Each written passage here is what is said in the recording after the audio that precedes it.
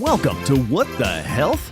Where anything health is fair game, as we tackle the trends and bust the myths about health and wellness. Here are your hosts, Dr. Dan and Angela Toro. And welcome to another episode of What the Health. I am your host, Dr. Dan from Toro Family Chiropractic, here with my co-host, Angela, salutogenic specialist at Toro Family Chiropractic.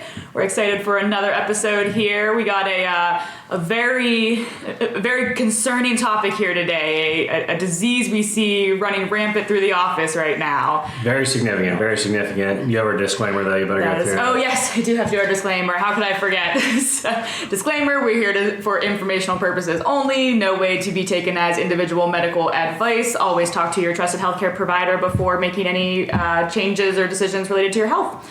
So with that out of the way, what is this very important disease that we're talking about today? This condition, yes, is becoming so popular. We've heard of forward head posture, FHP, forward head posture, or tech neck is very popular, but that's not what we're talking about today. Today we were talking about FBS. FBS. Not IBS. Not IBS. Not to be confused with IBS, which is irritable bowel syndrome, which we also help with many people in the office. But no, F as in Frank, BS stands for... Flat butt syndrome. Oh We're actually really excited to do this one today. Yes, this actually has been a discussion because we've seen so many, mostly men. Yes. Seeing a lot in men, this flat butt syndrome. And what we mean by this is, if you can envision this, the easiest way to picture it is, think of, your 80 to 90-year-old man who is, starting to walk like really hunched forward. His shoulders are forward, his head's forward. But what happens when your head starts to go forward, this is your body's natural compensation mechanism, it's called the righting reflex. In order to help prevent your body from falling flat on its face, your hips will start to compensate and tuck underneath your head. So now you think of your head is way out in front of you, your mid back is way arched backwards, and then you've got the really forward hip posture, and this very small shuffling gait, and usually it's equivalent to men if you see them with their walkers, and this happens in women too, but it's very, very common in men. But you see them in their walkers, and they're just shuffling their gait, and they've got their butt and their hips tucked way underneath them, and these are the men that they gotta wear suspenders, right? Because they've got no butt. My favorite visual, I can't remember if it was you or somebody else that told me this, but if you took a frog and stood it up on its hind legs and pulled pants on it, that is the exact visual of the flat butt syndrome. So. Didn't they used to have a frog who danced around with a hat? Hello, my lady. Yes. Hello, my darling. Hello, my ragtime gal. Exactly. Okay, I'm not singing anymore. Anyway, so flat butt syndrome. What do we mean, and what the cause of this and the importance of this? So, here's the thing. There are statistics out there that you can look up, but things like low back pain, chronic low back pain, and people suffer chronic low back pain. I think up to 80% of adults suffer at some point. We'll have low back issues. Yes, and so whether it's acute or chronic, again, chronic, probably being several months or more, and they're dealing with these issues. But if you look at, again, let's travel outside, our wonderful bubble of the United States, and you go to areas of the world, and we talk about this so much, when we start to live our, genetic makeup and live off the land the way we're designed to. We talk about tribal, nations that still, again, live off the land and communities. And they don't have chairs, right? Mm-hmm. So, maybe they'll sit on a stump now and again if they're sitting around a fire or a rock. But most of the time, they're either squatting down, if they're, working to pick something, or they're, working on a tool or something like that. Or they'll sit, with a cross-legged position, on the ground. On the ground. And what happens is when you do that, when you get down to that squat position or that seated position, yoga position, with your crossed legs, you're activating a large portion of the posterior or the back muscles of the back of the legs, the butt, the glute muscles, and the lower back. And you're activating all of those muscles in a very positive way, and you're extending them through an entire full range of motion that you don't get when you live here in America. You sit in a chair and you only go to that 90 degrees. Correct. As we're sitting in chairs right now. It's like, I feel like we should be standing up and walking in place or something. Well, I'm still recovering from a hip injury, so I can't. I actually can't do any of those things you just talked about. We'll talk about that in the next episode. But anyway, so you've got this flat butt syndrome where it's like we sit. Our entire society is built around sitting, right? Mm-hmm. We sit all day at school as kids, and then we sit in the car on the way to go sit at school or work. Because we don't walk anymore, right? Yeah. So we sit in the car, to get to the bus, to go to school, or sit in our car, go to your place of work, and then you have secondary education where we're sitting and studying for hours at a time, and then you have even leisure time activities. We go and sit and watch sporting events. TV. We sit and watch TV. Yeah, we sit and watch other people be active. Yes. We sit and we sit and we sit and we sit. And unfortunately, that does not lead to very positive activation or healthy efficiency of muscle groups, especially in your rear end. You have your squat muscles, your quads, your hamstrings, your glutes, literally the muscles that make up your butt. And we've all seen the difference, right, between athletes. Think of like a sprinter. Let's not talk about long distance because that's a whole other thing. They don't have the same muscle tone. But think of a sprinter. Think of a weightlifter, a bodybuilder. Think of these individuals. Football player, yeah, who have these really thick legs and big rear ends because their musculature is so developed. And that's really how most of us are designed. Genetically, we should have, at least some development of musculature in our hips and our legs and our low backs.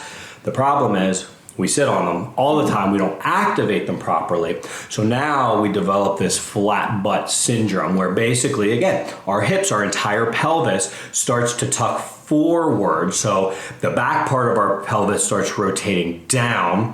The sit bones start rotating forward. And then your pubic bones, which are, sit right over your bladder, right above your private area, starts to rotate up. And so it's that rotation of up in the front, down and flat in the back happens because of poor activation of this musculature from the time that we are developing our spine, which we always talk about. The spinal maturity happens around 20 years of age. So we're talking about, the time that we're learning how to crawl, learning how to walk, learning how to run, and then all the way up through that spinal maturity of 20 to 24.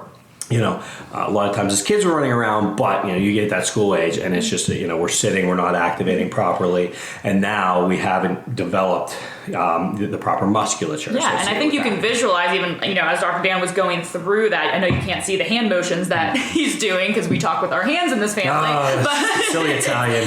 But I mean, you can just visualize as he was talking about that tucking under of the pelvis, how that would naturally lead, either cause or exacerbate low back pain because you're essentially getting that additional stress on the low back if you don't have those glute muscles and those leg muscles to kind of help support your body. Where's all the tension going to go? How are you keeping yourself up if you don't have that nice strong base to keep yourself in that upright, good posture, good position?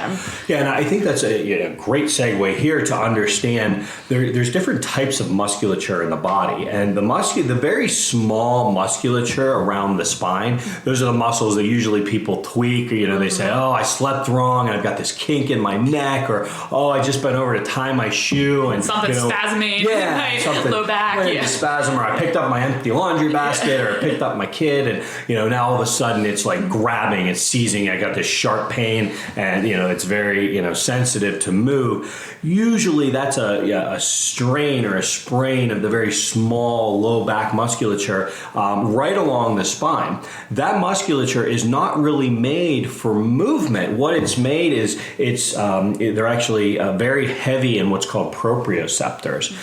So those are the messages that are going up to the brain, telling the brain where the body is in space. They're positional sensors, positional sensation. So the easiest way to think about it is if we close our eyes, we reach our hand out in front of us. We know our hand is in front of us without seeing our hand in front of us. And we can do that because of those proprioceptors, the receptors of position, so our brain can calculate where our joints are in space. The heaviest proprioceptors are right along the spine and very, very heavily concentrated up in the neck, which again, tech neck and, all the importance of having healthy head position and a healthy curve, and then that's a whole is so important. But it can be related because again, if that head starts to go forward, again, the body is a very intelligent organism. So the spine, I always say, is one of the most amazing adaptive or compensating organs in the body. So if the head starts to go forward because of either an injury or because of poor posture over a long period of time, now that head's forward and the hips are going to start to tuck underneath. So now what you mentioned is we don't have good activation in the low back. Those we have poor activation of the big strong muscles that are supposed to hold our posture. So because of that, and those muscles getting weak, now the positional musculature right along the spine, the very tiny muscles in there, have to activate even more. And again, they're not made for that. That's not how they're built. They're built for position, not motion. And so because they have to activate, now we start to see these individuals where things start to get locked up, they start to go into spasm, then you start to see how easy it can be to move from an acute low back spasm to, now I have chronic low back pain that I just cannot overcome. And it takes not just a series of adjusting, but a series of exercise to help correct that. But before we get into that, because that'll be our solution, one more thing that I wanted to bring up: if the musculature is not activating appropriately, and now you're putting more stress on the tiny musculature and tendons around the spine, well, again, you mentioned the stress. And what happens? Well, the stress is now removed from the big, healthy postural muscles because they're weak and they're not activating efficiently. So now all the stress moves to the tiny musculature, but also now the back has become flat. So we've talked about this before. You have three healthy curves in the spine. You have a forward curve in the neck, a backward curve in the mid back, and you have another forward curve in the low back. So if you think of a spring, a nice healthy spring is very, circular and rounded. It's got a good curve to it, and it'll bounce and rebound. Like a slinky. I feel like you're describing a slinky right now. Slinky. I just think of what is that? When Nature Calls with Ace Ventura, when he takes it to the top of like the yogi or the Buddhist monastery, and he rides the slinky all the way down like thousands of steps, and it gets to the very bottom, and it just stops. And he's there with his helper, and he looks at him and is like, "Let's do it again." Anyway, we digress. Wow, yeah, big tangent on that one. Anyway, the nice healthy curvature of that, of that slinky or spring. But what happens if you take that slinky, let's say it's a metal one, and you stretch it out? Which we used to always do as kids. Yeah, you stretch as kids. That's the first thing they do with it. Stretch it out. How far can we stretch it? You hold this end. Yeah, you hold this end. So now that you've changed the mechanics, changed the curvature of the slinky of the spring, now it doesn't have the same shock absorption. It's more rigid. Exactly, and the same thing happens in the spine, particularly what we're talking about with this flat butt syndrome, the flattening of our glutes and the tilting forward of our pelvis. Now the normal healthy curvature of that low back actually flattens out. And so now the shock absorbers of the spine, which are the disc spaces, surprisingly enough, most people don't understand that the height of our spine, nearly a third of the height of the spine is made up of those disc spaces between each spinal segment. You got 24 movable segments in the spine. Between each one of those segments, you have big chunk of that's a third of your height coming from. Yeah, so people always wonder, like, wow, I'm losing my height as I get older. Well, the problem is you've had these shock absorbers that are, again, supposed to be very supple, very hydrated, and, designed to, compress and rebound. They've essentially been under a lot more stress because you've straightened out the curvature. So now, instead of having the ability to compress and rebound, now they're constantly in this state of compression. Well, now, because of that constant state of compression, they start to break down much, much faster. So that's where you'll have people in their 50s say, yeah, I'm an inch shorter, and you can see it in people's posture, just because their inability to stand up. But you're also literally, not just from a positional standpoint, but you're literally from a compressive standpoint, changing the stature and changing the height of the entire spine through there. So that's where disc injuries can happen, because you've got this flat low back and you can start to develop weakness in the disc. So you can have a disc, sprain or strain. A sprain or strain, again, leads to more weakness along the outside of the disc. Think of it like a jelly donut. If I break some of the edge of that jelly donut off and I start to press it, it'll start to go out the side. So, you have weakness in the disc, and now a sprain or strain or a micro tear in the disc can lead now to a herniation, where some of the inside, jelly-like substance inside the middle of the disc can start to compress outward.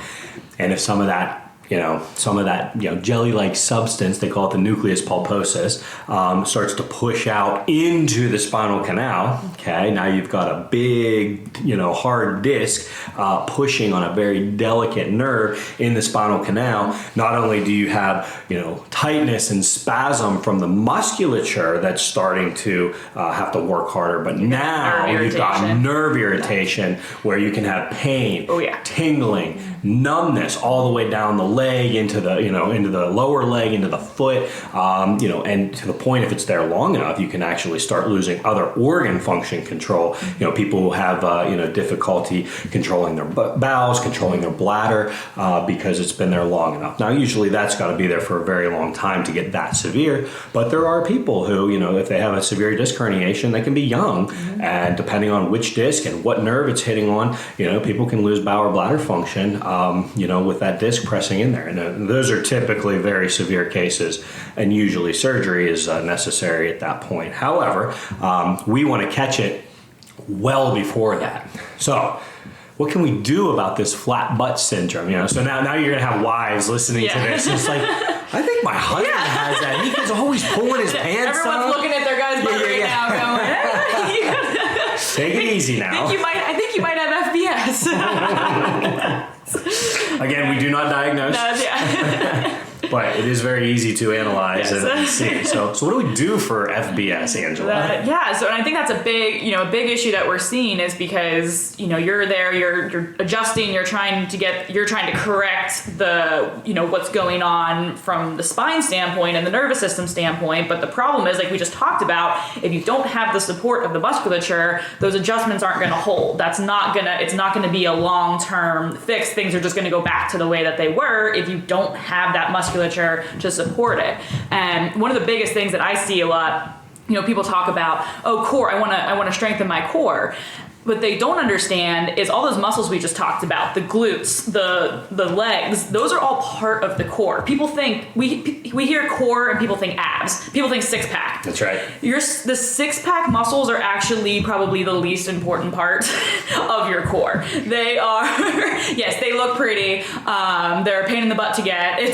But I got a six-pack. It's sitting under my keg, but I got a six-pack. But honestly, we actually call those more of your visual muscles, versus the true core muscles that are important are the ones that you can't see, that are closer to the spine, closer to the organs, and then again going down into the legs, and they need to be strong because it starts with that strong core, and it starts with learning how to activate those muscles and keep them activated, because again, we were talking about sitting all day, we just we become lazy. Our muscles become lazy. They don't have to, when we're sitting in a chair, you don't have to be activated. But if you know how to activate them, so when I sit in the chair, I'm still activating those muscles. I'm still sitting here, my core is activated, my glutes activated, my legs are activated. It's a more conscious decision, but it can be done. So that's the first thing I like to work with people, is just learning that mind-body connection, learning how to activate those muscles, because I was talking with a patient yesterday, and we were he's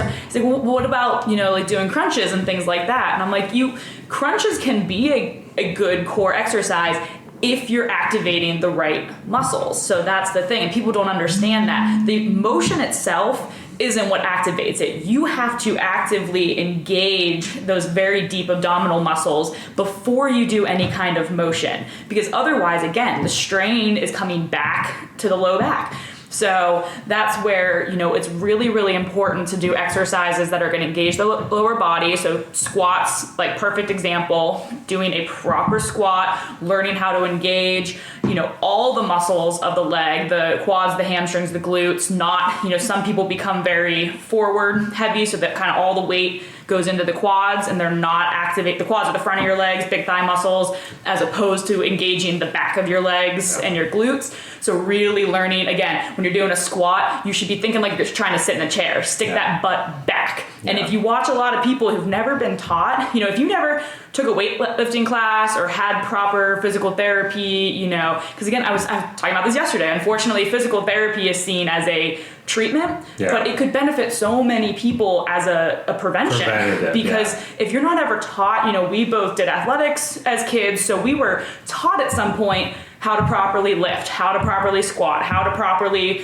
use our biomechanics, but a lot of people weren't. So if you just ask a general person who's never been taught how to do a squat or sit in this chair, you'll see a lot of people go forward, because that, again, it's that forward posture that we have because of our lifestyle. So teaching people to go back, we always say, stick the booty back, it's that Beyonce booty. That's stick the booty back is the biggest thing. Activate those glutes. There's a lot of great exercises that you can do for them.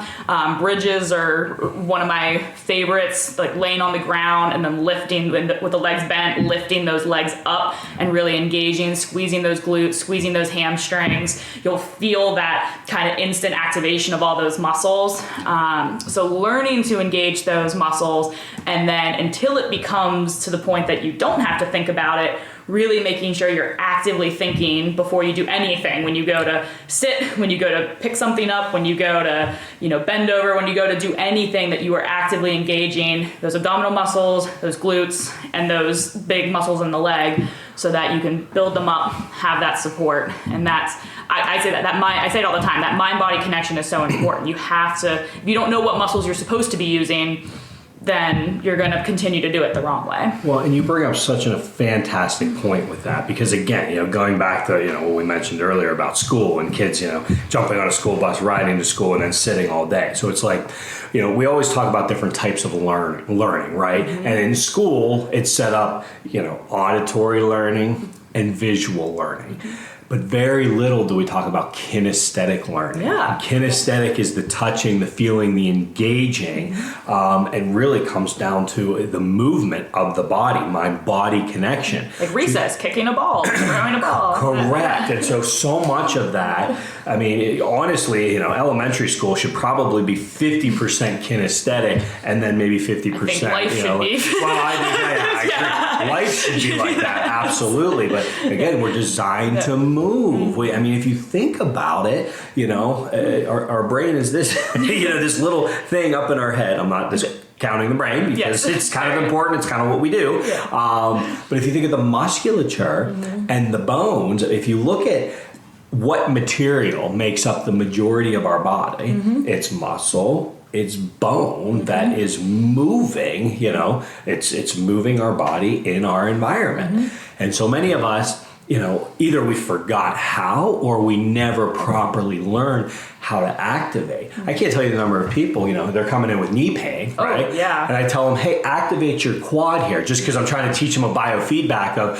hey, how can you activate your quad and they don't know whenever you're sitting? And I'm like I'm putting my hand on the front of their thigh. I'm like, hey, activate. And they can't do it, or it's like, they don't know how.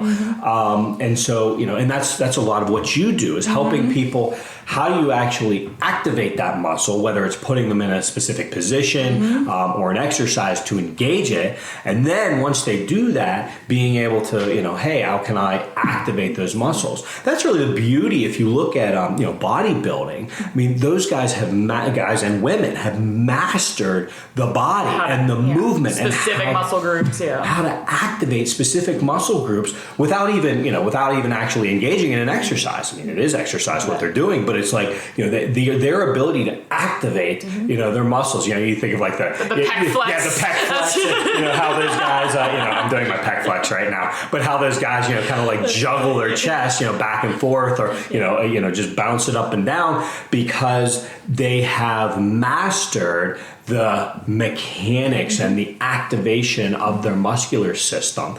And all of us have the ability, maybe not to that level, but all of us have the ability to activate those specific muscles, but it does take time and repetition and, again, just a little bit of learning, but you got to work at it, right? And this is where, not only can we help correct FBS, flat butt syndrome, and there's so many other things, going back to what you said about the squat, that was one of the most eye-opening courses that I took. I took a physical therapy course, or a couple courses in chiropractic school, where again we're learning some of the intervention stuff. But one of the simplest but most profound things that we looked at was an overhead squat analysis, and having someone hold their arms up over their head and go down into a squat position. I thought I was a good squatter before I realized some of the massive weaknesses that I had in my system because I couldn't do a proper squat. And when I started understanding that in my own system, then I could look at other people's system, like you said. For someone who doesn't know how to do a proper squat, a lot of times they go down to that position, the first thing they want to do is lean forward, because they don't know how to activate their ass. Pardon my French. I think that's what we're allowed to say. I think so. They don't know how to activate their butt muscles. So again, because they're weak back there, then the only thing that they can do, because the back muscles aren't holding their body back in a nice neutral position, they automatically lean forward and put all the muscles on their quads.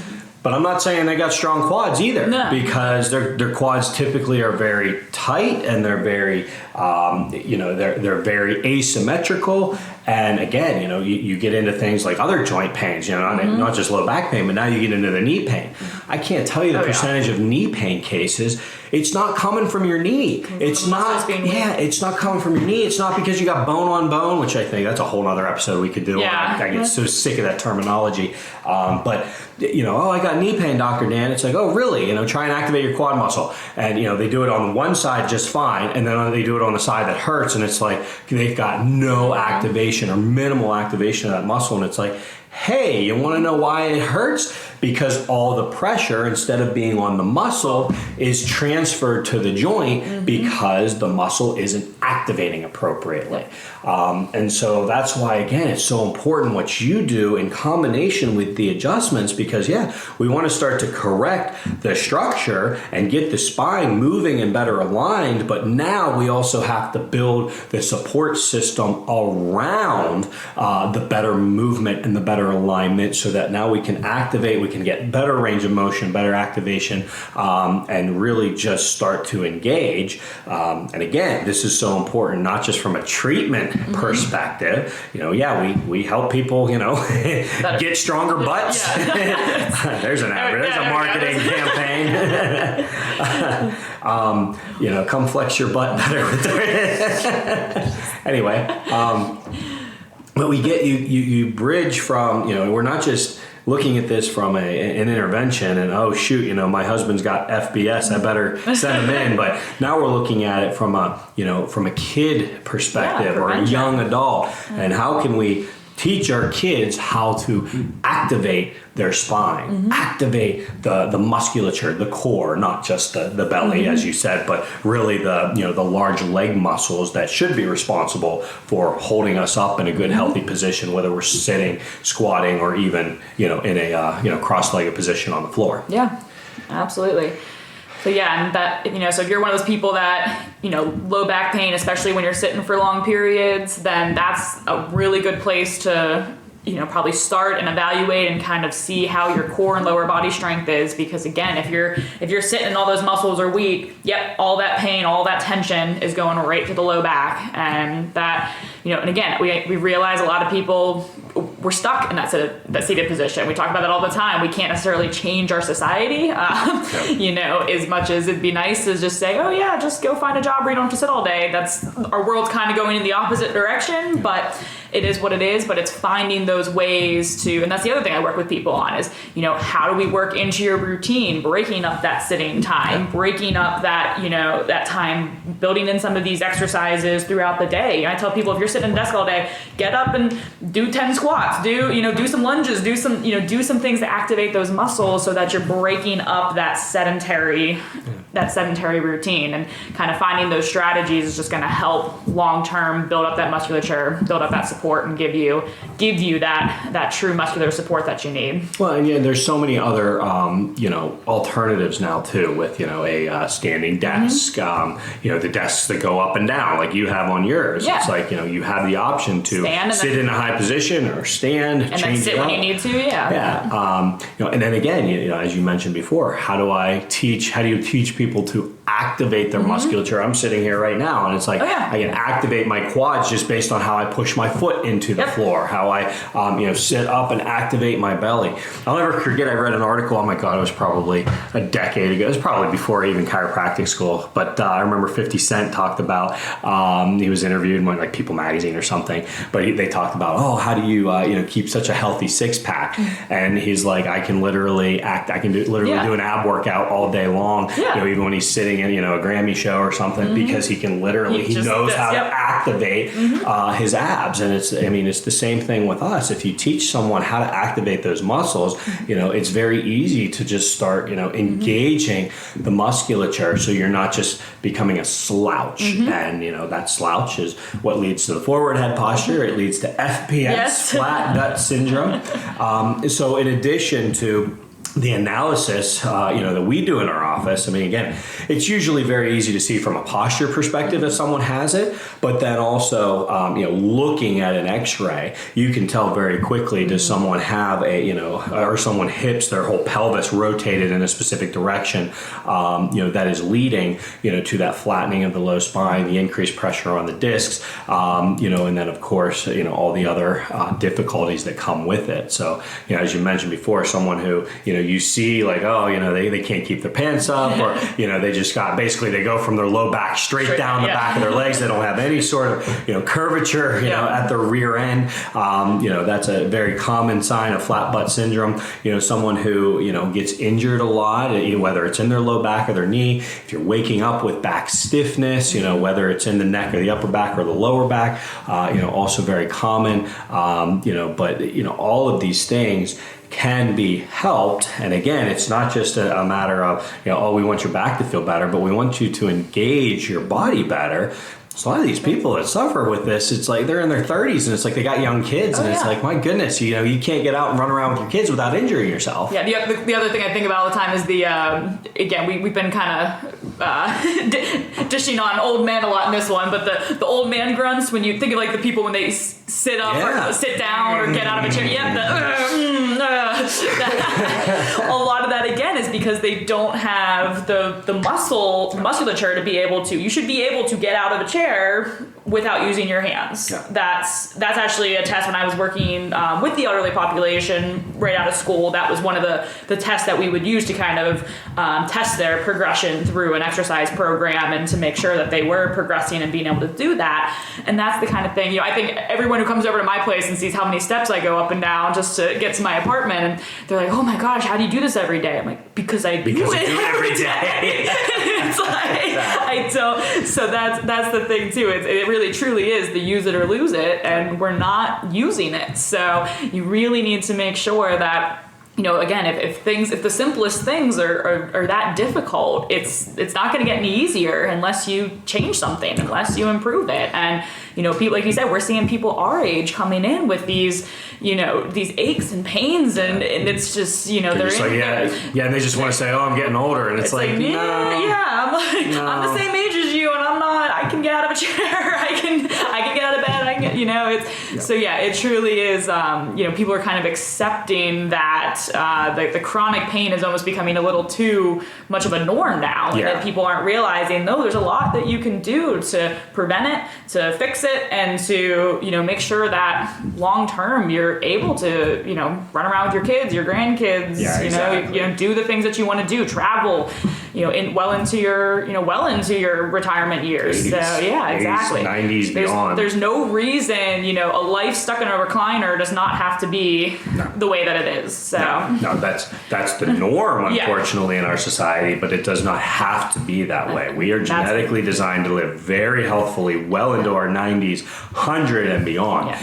Is there some natural degradation, some natural general breakdown of the body as we age? Yes, there is. But as we talk about, I mentioned this in our book, accelerated aging versus, natural, graceful aging. So we want to, avoid that accelerated aging process. And it starts by making sure that we've got a good frame, a good structure, and then good musculature to activate the movement of that frame, through our environment. So if you think you or your husband, your significant other, your crush, that someone you're checking out, they're like, yeah, that butt could be, looking a little healthier.